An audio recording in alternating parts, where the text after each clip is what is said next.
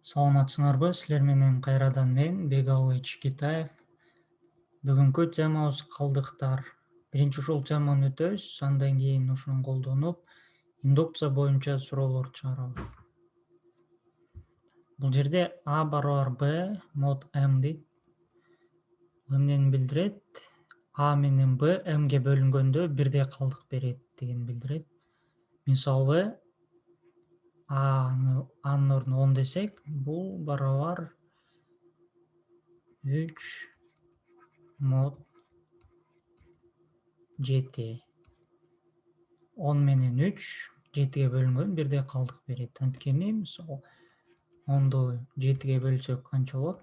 7 көбөйтүү 1 плюс 3. Калдыгы 3.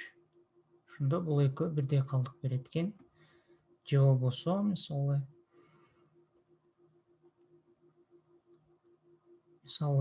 17 барабар 10 мод 7. Неге? Бул 17-ни 7ге бөлсөк канчага барабар? 7 көбөйтүү 2 плюс 3. Калдык 3. 10дон да калдык 3, экөө бирдей калдык берген үчүн бул экөө барабар мод 7де.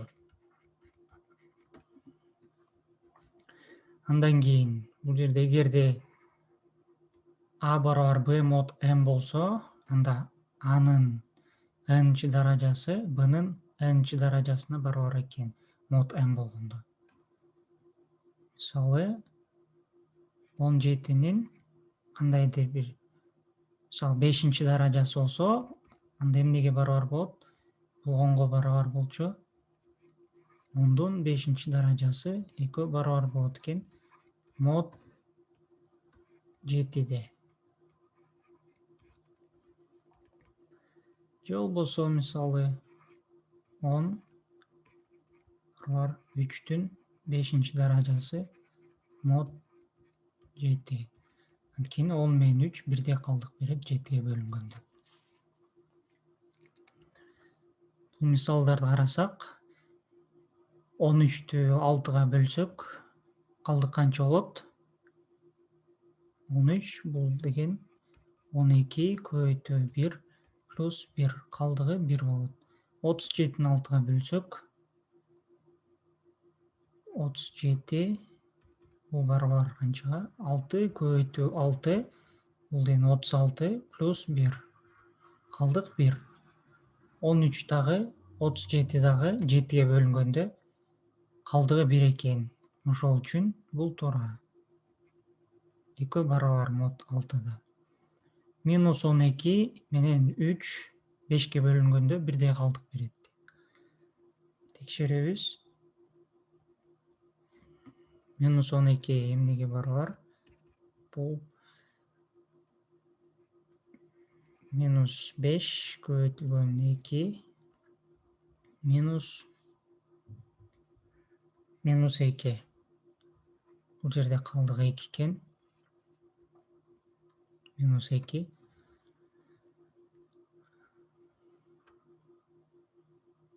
Минус 2 мод М мод 5 калдык канча берет?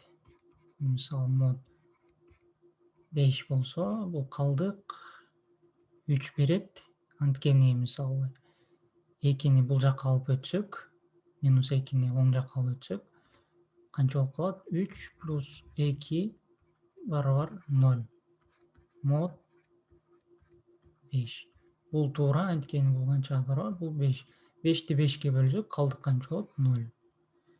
Ошол үчүн минус 12 менен 3 5ке бөлүнгөндө бирдей калдык берет экен. Калдыгы канча болот? 3. Же болбосо минус 2 десек да болот.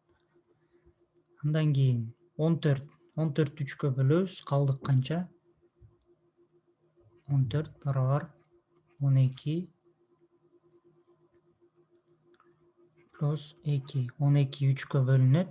Анда калдык канча? 2 болот. 21-ди көрөбүз. 21 бул барабар 3 көбөйтүү 7 плюс 0. 21 3кө бөлүнөт, калдыгы 0. 14төн калдык 2 болот экен. 3-кө бөлүнгөндө 21-ди 3-кө бөлсөк калдык 0 болот экен. Ошого бул экөө барабар боло албайт мод 3-тө.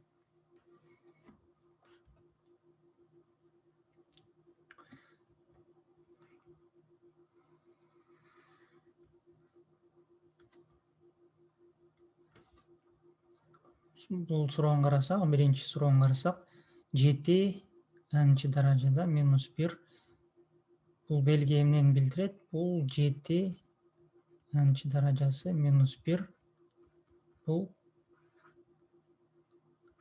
6-га калдыксыз бөлүнөт экенин далилдегиле дейт бул суроодо. Мод 6 0 экенин билдирет белги.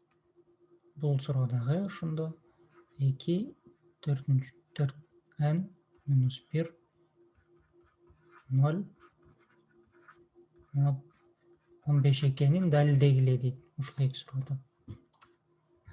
Муну кандай кылып далилдейбиз? 7-нин n-чи даражасы -1 мод 6 кылсак, 7-ни 6-га бөлөбүз, канча берет? Калдык. Мисалы 7 6-га бөлүнгөндө калдык 1 болот. Ошол үчүн бул жердеги 7-нин ордуна 1 деп жазып алсак болот, буну жазып алсак болот. Экөө барабар анткени мод 6-га 1 дейбиз. 1-нин n-чи даражасы -1 мод 6. 1-дин канчанчы даражасы болсо деле бул 1-ге барабар. Ошол үчүн 1 - 1 бул 0 мод 6. Бул жерде ошо 0 экенин далилдеш керек болчу, далилдедик. Эми кийинки суроо. 2-нин 4-чү даражасы көбөйтүлгөндөн бул эмнеге барабар? 2-нин 4-чү даражасы кашанын сыртында n-ге барабар. 2-нин 4-чү даражасы бул 16.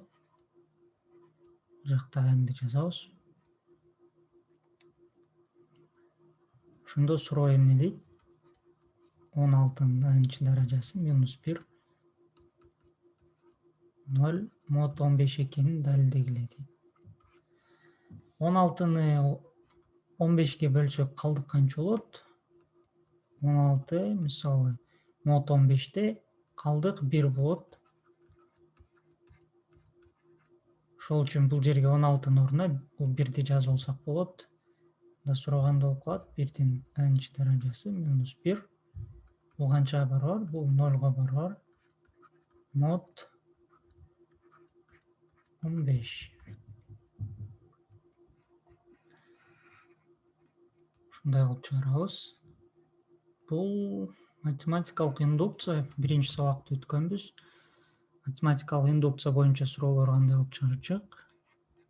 Кандай кылып чыгарчубуз? Бул жерде шаг 1 кылабыз. n барабар 1 үчүн текшеребиз. Эгерде n барабар 1 үчүн туура болсо, экинчи шагга өтөбүз. Шаг 2 бул n барабар k үчүн туура деп алабыз. Андан кийин үчүнчү шаг. Бул n барабар k плюс 1 үчүн туура экенин далилдейбиз. Биринчи эки шагты колдонуп. Бул n барабар k, n барабар 1. Ушул жерде жазылгандар колдонуп, үчүнчү шагты далилдейбиз. Эми индукция менен калдыктарды колдонуп, ушул суроону чыгарабыз. Бул суроону кандай кылып жазып алсак болот? 2 6-нын 2n плюс 1-чи даражасы плюс 1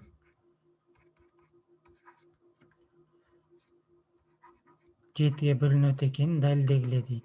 Башкача айтканда, мод 7-де 0 экенин далилдегиле дейт. Муну кандай кылып чыгарабыз? Индукция боюнча биринчи шаг эмне кылабыз? Шаг 1. n барабар 1 үчүн текшеребиз.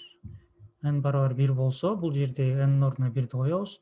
6-нын 2 көбөйтүү 1 плюс биринчи даражасы плюс 1. Бул канчага барабар? 2 плюс 1 бул 3 плюс 1ге барабар. Бул 6-нын 3-чү даражасы плюс 1. Эми суроо 6-нын 3-чү даражасы плюс 1.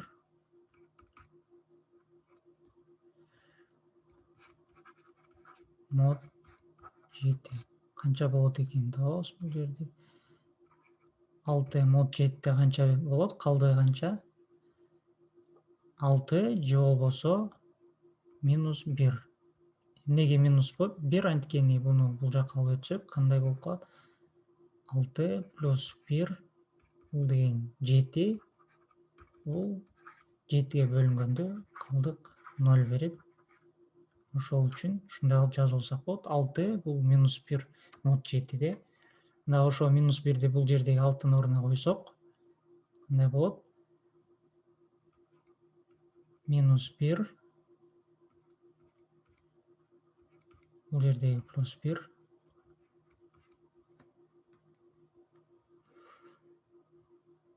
минус 1 плюс 1 канча болот? 0 болот. Калдык 0 экен мод 7де. Биринчи шаг үчүн туура экен, n барабар 1 үчүн туура экен. Анда кийинки шагга өтөбүз. Экинчи шаг бул n барабар k үчүн туура деп алабыз.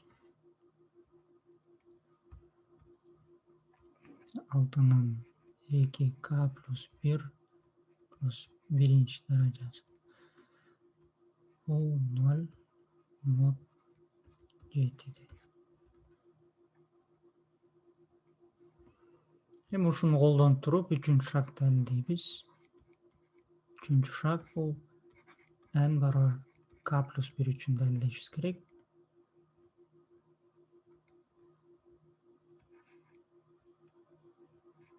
Жерде k-нын ордуна k плюс 1ди коебуз. K плюс 1. Ден кийин бул плюс 1.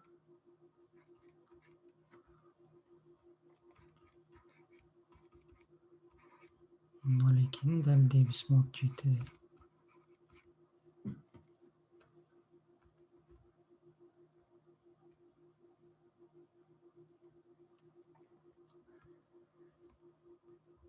Эми бул жерде эгерде кашаны ача турган болсок, кандай болот? 2-ни k-га көбөйтөбүз, андан кийин 1ге көбөйтөбүз.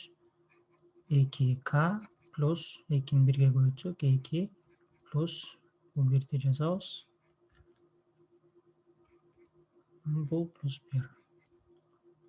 Бул канчага барабар? 6 2k плюс 1. Андан кийин бул плюс 1ди бул жакка коюп, 2 менен 1-дин ордуна алмаштырсак, плюс 2 болуп калат. Плюс 1. Бул эмнеге барабар?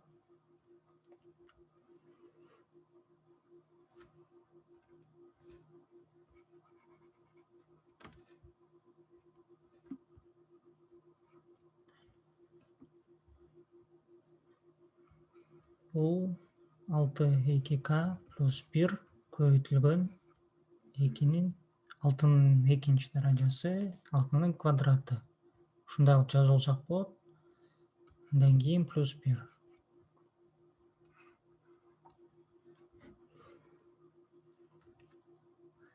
Эгерде бул жерде экинчи шагты карай турган болсок, эмнеге барабар эле?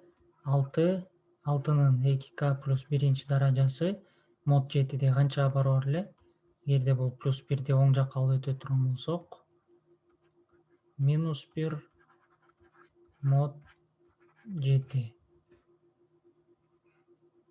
Эгерде бул жерде 6-нын 2k плюс 1-нчи даражасынын ордуна минус 1ди кое турган болсок,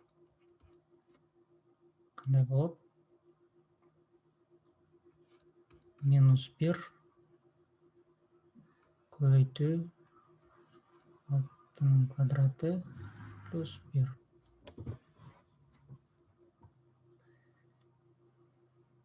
эми бул жердеги 6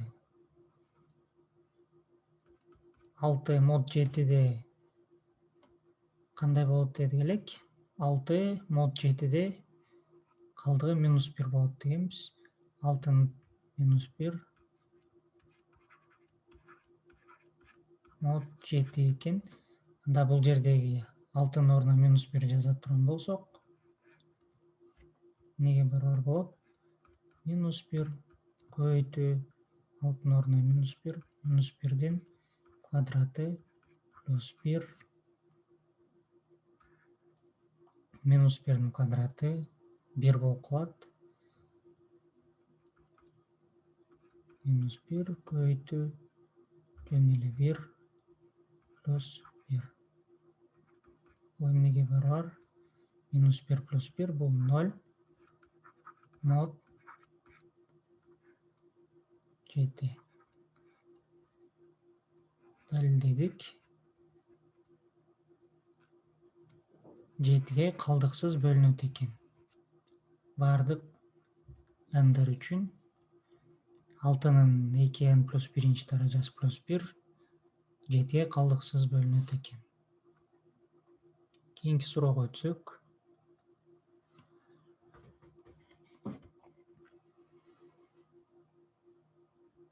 Бул суроону кандай алып жазылсак болот?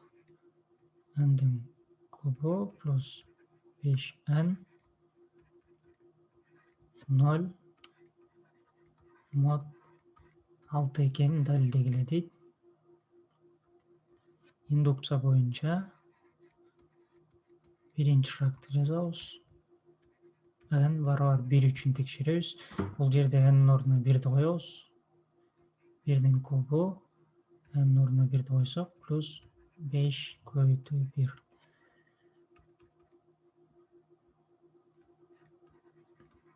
Мод 6. 1'дин кубу 1 болот. Плюс 5 көбөйтүү 1, 5.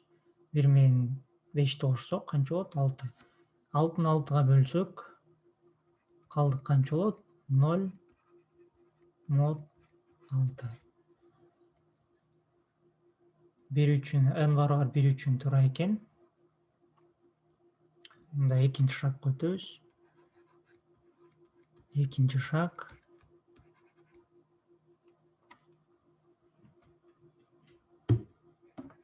N барабар k үчүн туура деп алабыз. Бул жерде n'нын ордуна k'ны коебуз.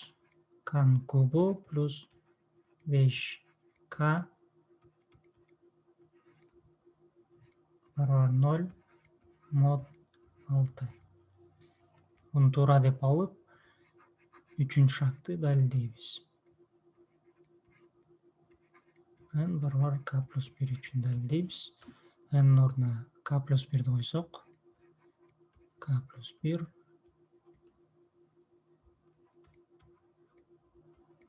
5 көбөйтүү k плюс 1 барабар 0 мод 6 экенин далилдешибиз керек.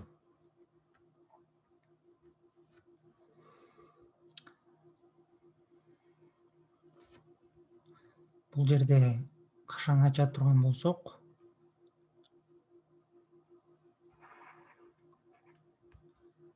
кандай болот? K'нын 3-чү даражасы k'нын кубу плюс 3 көбөйтүү k'нын квадраты плюс 3 көбөйтүү k плюс 1. Бул кашан ача турган болсок, 5 көбөйтүү k плюс 5. 5k плюс 5 болот. Бул эмнеге барабар? K'ларды кошо турган болсок, 1 менен 5'ти кошо турган болсок,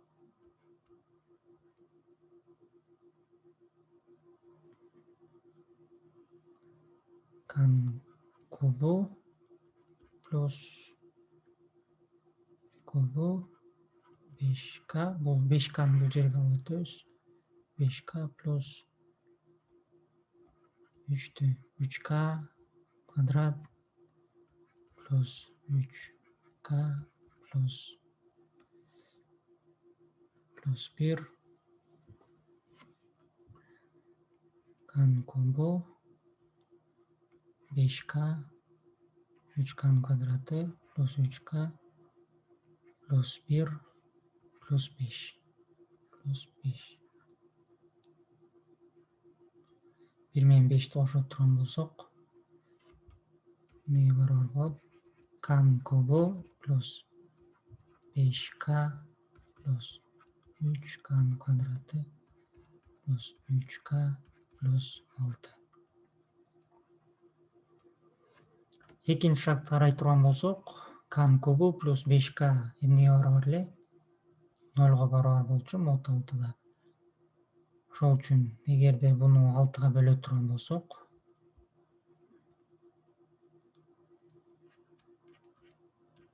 k'нын кубу плюс 5k плюс 3k'нын квадраты плюс 3k плюс 6 бул анчага барабар экен. Экинчи шарт боюнча k'нын кубу плюс 5k'нын ордуна 0 жазып алсак болот. 0 плюс 3k'нын квадраты плюс 3k плюс 6 мод канча? Мод 6. Эми бул жерде 6-ны дагы 6га бөлө турган болсок, калдык канча болот? 0 берет. Ошондо эмне калат бул жерде? 3k квадрат плюс 3k.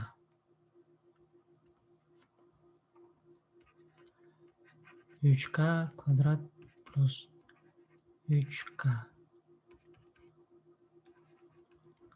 Мод 6да калдык 0 экенин далилдешибиз керек. Башкача айтканда бул жер 0 экенин табышыбыз керек.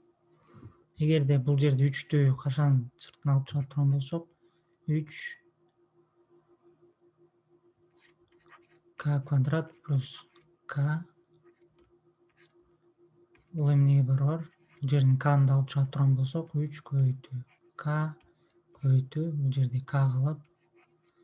Бул жерден 1 калат плюс 1. Бул ошондо 0 экенин далилдешибиз керек мод 6да. Башкача айтканда 3 көбөйтүү k плюс 1 6га бөлсөк, бул натуралдык сан экенин далилдешибиз керек, бүтүн сан экенин далилдешибиз керек. Бул эмнеге барабар? 6-ны кандай кылып жазып алсак болот? 6 бул 3 көбөйтүү 2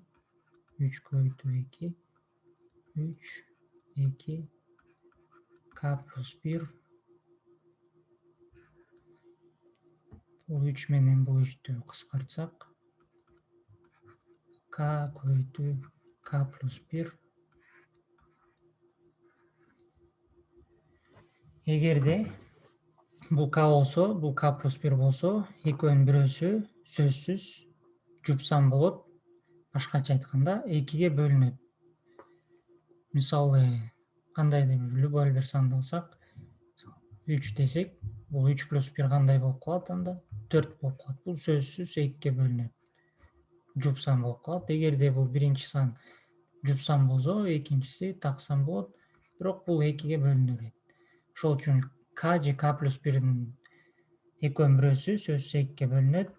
Ошол үчүн бул бүтүн сан. Башкача айтканда